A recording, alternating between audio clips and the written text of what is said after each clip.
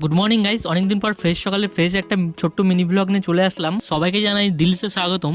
আজ সকালে আমি যাব নবদ্বীপ গঙ্গা স্নান করতে, তাই ফার্স্ট সকালে রেডি হয়ে টোটোয় উঠে পড়লাম। যাওয়ার পথে এই যে নদীটা দেখতে পাচ্ছ, এটার নাম অঞ্জনা নদী। তোমরা বইয়ের পাতা হয়তো এই নদীটার ব্যাপারে পড়েছো। যাওয়ার পথে তোমাদেরকে দেখাবো আমাদের কৃষ্ণনগরে বিএসএফ ক্যাম্পের দুটো বড় বড় কামান। এই যে আমাদের কৃষ্ণনগরে বিএসএফ ক্যাম্পের সামনে দাঁড়িয়ে থাকা দুটো কামান, আর দেখতে কামানটা এতটাই ভয়ঙ্কর, এতটাই সুন্দর।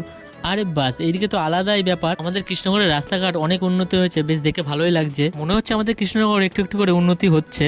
আর আজকে সকালে ওয়েদারটা দেখে শরীরে একটা আলাদাই এনার্জি কাজ করছে। টোটোয় করে পৌঁছে গেলাম নবদ্বীপ ঘাটে। টোটো থেকে নেমে হাঁটতে হাঁটতে চলে গেলাম টিকিট কাউন্টারে ঘাট পার হওয়ার জন্য নৌকার টিকিট কাটতে। আর এখানে এসে দেখলাম সবাই লাইন দিয়েছে, তাই আমিও দাঁড়িয়ে পড়লাম। কিছুক্ষণ দাঁড়ানোর পর 6টা টিকিট কেটে নিলাম, যেহেতু আমার 6টা ফ্যামিলি মেম্বার রয়েছে। টিকিট কাটা হয়ে গেল, এবার হাঁটা দিলাম ঘাট পার হওয়ার উদ্দেশ্যে। আর পিছনে মা দিদা দাঁড়িয়ে রয়েছে, আর আমি একটু আগে বেরিয়ে গেলাম। এরপর নৌকাতে উঠে পড়লাম, নৌকাটাও ছেড়ে দিল। আর এইদিকে দেখা